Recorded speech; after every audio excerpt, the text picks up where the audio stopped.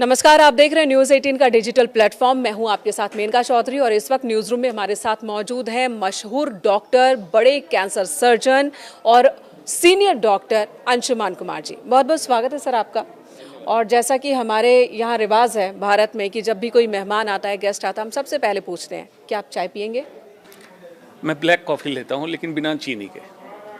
चाय पीते ही नहीं है? पीते भी है तो बिना चीनी के? बिना चीनी के, बिना दूध के। पीते?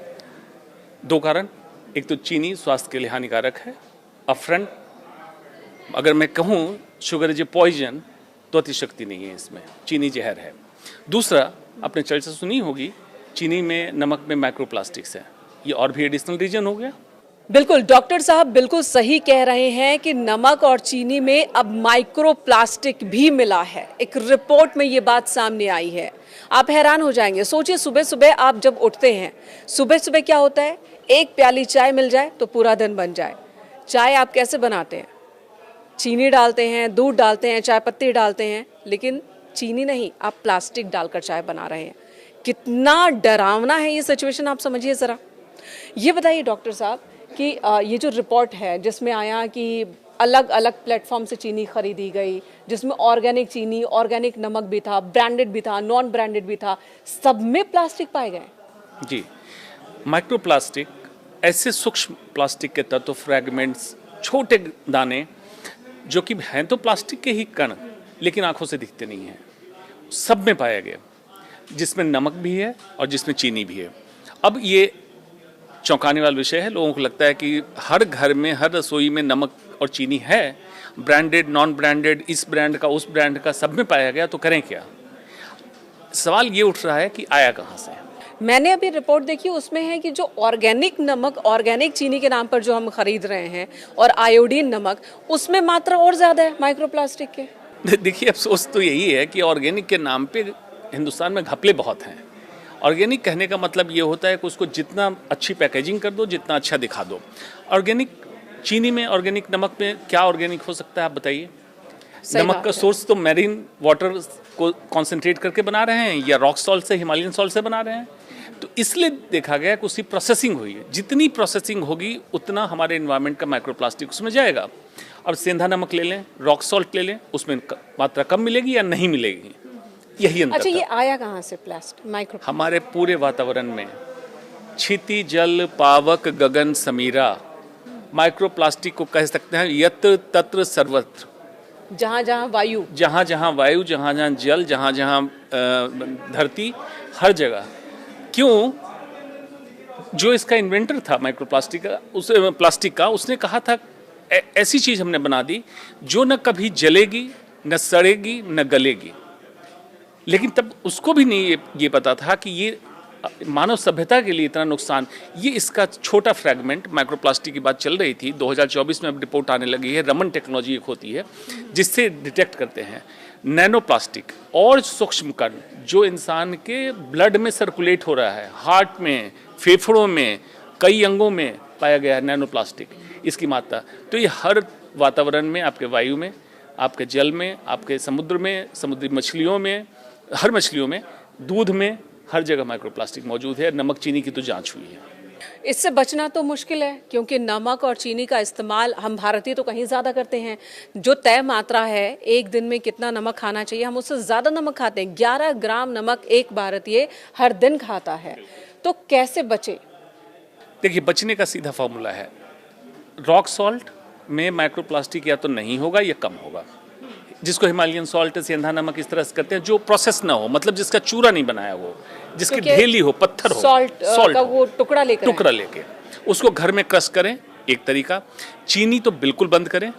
अगर आपको मीठा लेना भी है तो रिकमेंडेड शुगर इनटेक, आपने सॉल्ट इनटेक बता दिया कि 11 ग्राम ले रहे हैं। रिकमेंडेड सॉल्ट इनटेक है 6 से 6.5 ग्राम पर डे। छोटा एक तराजू आता है डिजिटल, आप घर में रख सकते हैं, हर इंसान के लिए मेजर कर सकते हैं। नमक, चीनी मेल के लिए 24 ग्राम पर डे और फीमेल के लिए 18 ग्राम पर डे। हम खाते तो इससे कहीं ज़्यादा है। कहीं ज़्यादा है। तो अब ये ले सकते हैं। तो चीनी को आप रिप्लेस कर दें गांव में बने हुए गुड़ से, जिसको जैगरी कहते हैं, और आज ऑर्गेनिक के नाम पे पता नहीं क्या बेचा जाए, लेकिन गांव में बने हुए गुड़ का इस्तेमाल करें, उसमें फिर भी हो सकता है ना हो माइक्रोप्लास्टिक या बहुत ही कम हो। अब सवाल है कि आखिर चीनी और नमक में माइक्रोप्लास्टिक आए कहाँ से आए? क्या उसमें मिला दिया गया? कैसे आए? लोग यही समझ रहे हैं कि या तो उसमें मिलाया गया होगा बेईमानी करने के लिए, ऐसा बिल्कुल नहीं है। कुछ लोग समझ रहे हैं पैकेजिंग से, पैकेट से आया होगा, पैकेट से थोड़ा आ सकता है लेकिन वो भी कम है। ज़्यादा मात्रा आती है नमक, मैरीन वाटर से जब सॉल्ट कॉन्सेंट्रेट किया जाता है, मैरीन वाटर में सबसे ज़्यादा माइक्रोप्लास्टिक है। मैरीन मतलब समुद्री पानी में। इसकी प्रोसेसिंग होती है आपके वातावरण में है, चीनी की जहाँ प्रोसेसिंग होती है उस वातावरण में माइक्रोप्लास्टिक है। इस प्रोसेसिंग से ये माइक्रोप्लास्टिक उसमें आ रहे हैं, कोई मिला नहीं रहा है उसमें माइक्रोप्लास्टिक को। यानी कि हम जिन प्लास्टिक्स का इस्तेमाल करते हैं, जो कभी ज़मीन में, मिट्टी में, वो गलता तो है नहीं, वो सड़ता नहीं है, वो मिट्टी में मिलता नहीं है, तो वो प्लास्टिक बरकरार रहता है। वही प्लास्टिक प्लांट्स एब्जॉर्व करते हैं और फिर वही चीनी में बन रहा है। नमक में भी कुछ उसी तरह से, क्योंकि समुद्र में प्लास्टिक का कचरा बहुत ज़्यादा है और इस तरह की कई रिपोर्ट्स पहले भी आए हैं और अब हम देख रहे हैं कि वही कचरा हम खा रहे हैं नमक के ज़रिए, नमक के फॉर्म में। तो ये स्थिति है। अब सवाल है कि आखिर हम जब इस तरह के नमक और चीनी का इस्तेमाल कर रहे हैं तो किन किन बीमारियों को हम दावत दे रहे हैं? कौन कौन सी बीमारी ऐसे नमक और चीनी खाने से? इन जनरल नमक चीनी में माइक्रोप्लास्टिक पाया गया, लेकिन इन जनरल प्लास्टिक आपके शरीर में माइक्रोप्लास्टिक या नैनो प्लास्टिक फॉर्म में जाता है तो 3200 केमिकल, रासायनिक तत्व प्लास्टिक में पाए जाते हैं। 3200 केमिकल हम इनटेक कर रहे हैं। 3200 केमिकल, इसमें 1300 केमिकल को कहा गया केमिकल ऑफ कंसर्न, मतलब ये इंसान के स्वास्थ्य के लिए, जीव जंतु के स्वास्थ्य के लिए ठीक नहीं है। उसमें से 4 केमिकल रासायनिक तत्व तो खासकर टॉप में है, जिसमें bisphenol A, phthalates, P silent है, PTHALATES, थैलेट्स, पीफैस, आपने सुना होगा जब नॉन स्टिक बर्तन की बात हो रही थी, पीफैस नॉन स्टिक, जिसको कहा जाता है फॉरएवर केमिकल, सदैव कयामत से कयामत रहने वाला रासायनिक तत्व, ये भी मौजूद है। वो भी डिसॉल्व नहीं होता, ये भी डिसॉल्व नहीं होता है। ये केमिकल जब आपके शरीर में जाएंगे, क्रोनिक इन्फ्लेमेशन, मतलब एक ऐसा सूजन शरीर के हर कोशिकाओं में कराएगा जो जैसे अंगीठी धीमी जल रही हो और आपको पता भी ना चले, शरीर में ये होगा। मतलब हम अपने शरीर को अंदर ही अंदर जला रहे हैं। जैसे हांडी में आग रख दे और नीचे कंबल बिछा के रखें, उसके छोटी छोटी चिंगारी उड़ते रहे, एक दिन कंबल आप उठाएंगे पता चला पूरी तरह से ये जला हुआ है, बॉडी अंदर से खोखली हो चुकी है। वैसे अगर बीमारियों के नाम ले जो सिंपल शब्दों में पब्लिक समझ बिल्कुल। अब ये मैंने बताया क्रोनिक इन्फ्लेमेशन। अब होगा क्या क्रोनिक इन्फ्लेमेशन से? हार्ट डिजीज, जिसको हार्ट अटैक कहते हैं। यंग एज में हार्ट अटैक क्यों हुआ? आजकल मामले बढ़ गए हैं। इम्पोर्टेंस पुरुषों में, एजियोस्पर्मिया मतलब स्पर्म काउंट की कमी, इनफर्टिलिटी सेंटर देखिए कितने बढ़ रहे हैं। महिलाओं में थायराइड की समस्या, आप पत्थर मार के देखिए, शायद 3 में से 1 महिला थायराइड की गोली खा रही हैं। क्यों हुआ? कैंसर, कई अंगों का कैंसर, ये एंडोक्राइन डिसरप्टर होता है। ये जो केमिकल्स मैंने बताया, एंडोक्राइन डिसरप्टर मतलब जो हार्मोन्स होता है शरीर के अंदर, उसको डिसबैलेंस करता है, जिसके कारण पॉलीसिस्टिक ओवेरियन डिजीज, महिलाओं में इनफर्टिलिटी, इसकी समस्या बढ़ी। इस तरह से घूमते घूमते क्रोनिक इन्फ्लेमेशन जिस अंग को करा रहा है, गर्भवती महिलाओं के पेट में पल रहे बच्चे में ट्रांसप्लेसेंटल मतलब माँ के गर्भ से पहुंच जाता है। अगर माँ को कोई बीमारी है तो वो बच्चों में पहुंचता है। बच्चों में न्यूरो डिजेनरेटिव डिसऑर्डर, मतलब बच्चा जब पैदा होता है तो उसका ब्रेन डेवलपमेंट अच्छा नहीं होगा। इस तरह से करके अगर कहूँ सारांश में, तो प्लास्टिक क्या है? कार्सिनोजेनिक मतलब कैंसर कराने वाला, ओबिसोजेन मतलब आप कम खाना खा रहे हैं फिर भी मोटे होते जा रहे हैं, प्लास्टिक करा रहा है। म्यूटाजेनिक, अगर छोटे बच्चे गर्भ में पल रहे बच्चे में चला जाए तो उसके जीन को सदैव के लिए बदल देगा। म्यूटाजेन मतलब जेनेटिक चेंज कर देगा। तो कार्सिनोजेन, ओबिसोजेन, म्यूटाजेन, डायबिटीज कराता है। अब सोचो कि इससे ज्यादा कितनी बीमारी चाहिए, एक भी अंग को नहीं छोड़ रहा है। अब आश्चर्य लग रहा होगा तो फिर करें क्या, जब बीमार होना ही है, यही चल रहा है। इस सवाल का जवाब मैं लूंगी, उससे पहले एक और सवाल है मेरे पास। अमूमन ये माना जाता है घरों में बड़े तो आजकल थोड़े बहुत सतर्क हो गए हैं, नमक और चीनी के इस्तेमाल में थोड़ा परहेज कर लेते हैं, लेकिन बच्चों के मामले में उनकी सोच होती है कि बच्चे तो डाइजेस्ट कर लेते हैं, उन्हें हम दूध में सुबह सुबह चीनी मिलाकर पिला रहे हैं और चीनी इंटेक कहते हैं कि बच्चे तो एनर्जी उनकी एब्जॉर्व कर लेती है सारी चीज़ों को। ऐसा है या उन पर भी इसका उतना ही असर? बिल्कुल गलत है। बच्चों में चीनी की रिकमेंडेड मात्रा और भी कम है जो लोग जानते नहीं हैं। अमूमन घरों में तो बच्चों को भर भर के चीनी खिलाते हैं। बिल्कुल बिल्कुल ये गलत है। चीनी तो बच्चों का बंद ही करें, आदत लगाएं उनको गुड़ खाने की, अगर खाना चाहते हैं मीठा, वो भी रिकमेंडेड इनटेक। मैंने एडल्ट का रिकमेंडेड इनटेक बताया था, पुरुषों के लिए 24 ग्राम प्रतिदिन, महिलाओं के लिए 18 ग्राम प्रतिदिन, उससे ज़्यादा ना खाएं। अब बात हो रही है कि क्या होगा, चलिए माइक्रोप्लास्टिक थोड़ा हट के भी बात कर लेते हैं। अच्छा, वर्ल्ड न्यूट्रिशन डे आने वाला है ना, बिल्कुल हाल फिलहाल ही। उस दिन चर्चा करेंगे इस पर विस्तार से। आज थोड़ी चर्चा कर देते हैं।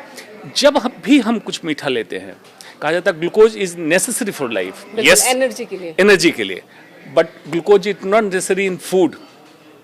देखिए कितना अंतर है।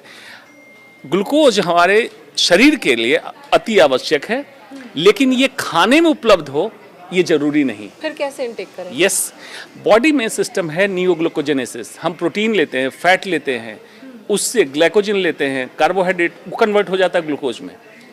बॉडी के पास सिस्टम है। ओके, तो हमने प्रोटीन इनटेक किया, वो खुद ब खुद अंदर जाकर बिल्कुल जिस ग्लूकोज की जरूरत जब है हम वो डायरेक्ट form कर ग्लूकोज लेगा। लेते हैं, इंसुलिन एक हार्मोन है जिसकी कमी से आप जानते हैं डायबिटीज की समस्या है। इंसुलिन स्पाइक होता है, यही इंसुलिन स्पाइक हर बीमारी का कारण है। कौन कौन सी बीमारी?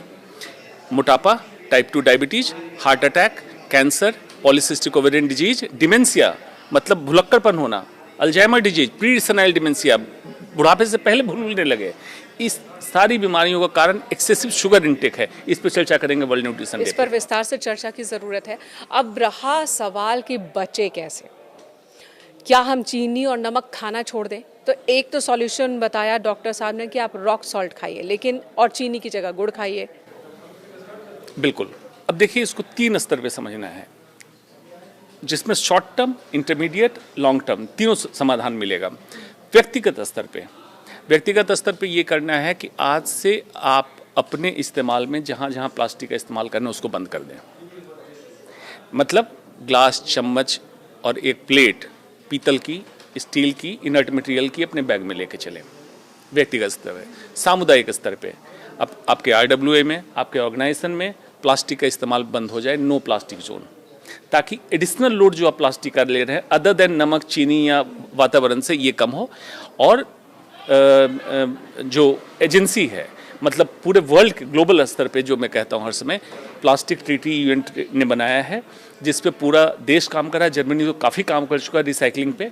सारे देश को मिलके अब प्लास्टिक को रिसाइकलिंग में डालना चाहिए और इसको बंद करना चाहिए। Only for industrial use, not for public use plastic को। ये अभियान तो बार बार चलाए जाते हैं, सरकार की ओर से भी कई गाइडलाइंस हैं। कई स्टेट हैं जिन्होंने ये दावा किया कि वो बहुत स्ट्रिक्टली नो प्लास्टिक कैंपेन चला रहे हैं, और कहीं पर भी प्लास्टिक का यूज़ होने पर वहाँ एक्शन भी लिया जाता है। प्लास्टिक में सामान अगर कोई दुकानदार दे दे और पकड़ा जाए तो उसके खिलाफ भी एक्शन होता है, लेकिन ये कारगर साबित नहीं हो पा रहा है। इसकी वजह क्या है और कैसे कारगर साबित होगा? सिर्फ इसका कारण है no strong will political power. Strong political will power चाहिए और कुछ नहीं चाहिए। उदाहरण मैं देता हूँ, श्रीनगर में एक दाशीगाम नेशनल फॉरेस्ट है। वहाँ एक फॉरेस्ट बॉय, ऑलमोस्ट अनपढ़, 25 साल से नौकरी पे है। 25 साल से उसने एक प्लास्टिक के टुकड़े को अंदर नहीं ले जाने दिया किसी टूरिस्ट को। पर्सनली उसने मुझे शेयर किया। मुझे आश्चर्य लगा, एक व्यक्ति अगर इतने बड़े नेशनल फॉरेस्ट में प्लास्टिक रोक सकता है, तो गवर्नमेंट एजेंसी यूएन क्या प्लास्टिक नहीं रोक सकते हैं? क्यों नहीं रोक सकते? आप प्रोडक्शन बंद कर दीजिए। एग्जैक्टली, इंडस्ट्रियल यूजेज में आप भेजिए, हमारी तरफ मत भेजिए प्लास्टिक को। अब कैसे रुकेगा? जरूरत है हम सबको पहल लेने की। हर इंसान, हर समुदाय प्लास्टिक का इस्तेमाल बंद करे। अगर यूजर नहीं होगा, उपभोक्ता ही नहीं होंगे, तो प्रोडक्शन कम करना पड़ेगा, मजबूरी होगी। हालांकि ये बहुत ज़रूरी है कि सभी अपनी जिम्मेदारी महसूस करें, तभी ऐसा हो पाएगा। क्योंकि सबसे ज़्यादा लोग यही देखते हैं कि कौन सा काम ज़्यादा, कौन सा रास्ता ज़्यादा आसान है। कन्वीनियंस, प्लास्टिक बैग मिलना आसान है, उसमें प्लास्टिक पैकेट्स रखना आसान है। स्टील या शीशे का बर्तन इस्तेमाल करेंगे, कहीं ज़्यादा भारी होगा। कहीं आते जाते हमें फूड पैकेट बनाना है तो हम प्लास्टिक का बना लेते हैं। और कई आजकल जो वो थर्मल वाले आते हैं, पेपर प्लेट्स होते हैं या पेपर बॉक्स होते हैं, उन पर भी एक कोटिंग होती है प्लास्टिक। बिल्कुल होती है, बिल्कुल प्लास्टिक कोटिंग है। लोग समझते हैं कागज के कप पे पी रहे हैं, ये कागज। कभी भी सिंपल प्लेन पेपर गर्म पानी रोक ही नहीं सकता है। तो उसको रोकने के लिए, इंसुलेट करने के लिए और ब्लॉक करने के लिए छेद को पोर्स को माइक्रोप्लास्टिक या प्लास्टिक के थिन फिल्म का इस्तेमाल किया जाता है। और वो हम सीधे इनटेक कर लेते हैं अगर सीधे उसमें हम intake पानी करते चाय पी रहे हैं तो। उतना ही नहीं, ऐप बेस आप भोजन मंगवाते हैं, प्लास्टिक के कंटेनर में आता है, गर्म होता है, इसमें और लीच होता है प्लास्टिक। इसके बाद आधा बचा खाना फ्रिज में रखते हैं, अगले दिन माइक्रोवेव में इसी कंटेनर को निकाल के गर्म करते हैं और लीच होता है। करेला नीम चढ़ा। बिल्कुल। फिर आपने पानी की बोतल खरीदी, पानी पिया, बचे पानी को गाड़ी में छोड़ दिया, गाड़ी धूप में खड़ी रही, शाम को फिर बोतल उठाई, फिर उससे पानी पी लिया और केमिकल ज़्यादा लीच हुआ। इन सावधानियों को बरतने की जरूरत है। ये एक के बाद एक जो रिसर्च हो रही है और जो रिपोर्ट्स आ रहे हैं वो तो और ज़्यादा डराने वाले हैं। अब सवाल यही आखिर में बचता है कि हम खुद कैसे खुद को फिट रखें। तो जो एक सूत्र देते हैं डॉक्टर साहब हर बार कि आप अच्छा खाइए, नींद पूरी लीजिए, एक्सरसाइज कीजिए, खुद को मजबूत रखिए, तो बहुत सारी बीमारियों को खुद को उन बीमारियों से प्रोटेक्ट कर सकते हैं। इसको सिंपल फॉर्मूला में आप ही के शो पे मैंने बोला था, MMMS, मील अच्छा भोजन, मूवमेंट अच्छी exercise, M mind stuff mind नहीं है, चित्त। और महर्षि पतंजलि ने कहा था, ये नहीं महर्षि ने, योगश्चित्त वृत्ति निरोधा, चित्त की वृत्तियों का रुक जाना, माइंड स्टफ, स्ट्रेस आपका कम हो जाए। And S sleep, proper sleep. अगर 4 फॉर्मूलों को MMMS की तरह अपने जीवन में ढाल लेंगे तो प्लास्टिक का जो अटैक हो रहा है आपको कम डैमेज करेगा या तो नहीं डैमेज करेगा। तो देखिए, नमक और चीनी इन दोनों में ही माइक्रो प्लास्टिक मिले हैं। ये तो रिसर्च की रिपोर्ट है। ऐसे कई सारी रिसर्च चल रही है अलग अलग खाद्य पदार्थों को लेकर, और आने वाले दिनों में यकीन मानिए, हमने जिस तरह से ये प्लास्टिक का जाल हर तरफ बुन दिया है अपने आसपास की, और भी सारी चीज़ों में हम प्लास्टिक इनटेक कर रहे हैं। और ऐसे में बहुत ज़रूरी है कि अपने स्वास्थ्य को लेकर आप सचेत रहिए, सतर्क रहिए, खुद को फिट रखिए, ताकि किसी भी बीमारी से आप खुद को बचा सकें। जैसा कि डॉक्टर साहब बार बार कहते हैं, अच्छा खाइए, अच्छी नींद लीजिए, एक्सरसाइज कीजिए, अपने दिमाग को शांत रखिए और खुद को स्वस्थ रखिए। बहुत बहुत धन्यवाद आपका इस वक्त इस बातचीत को सुनने के लिए।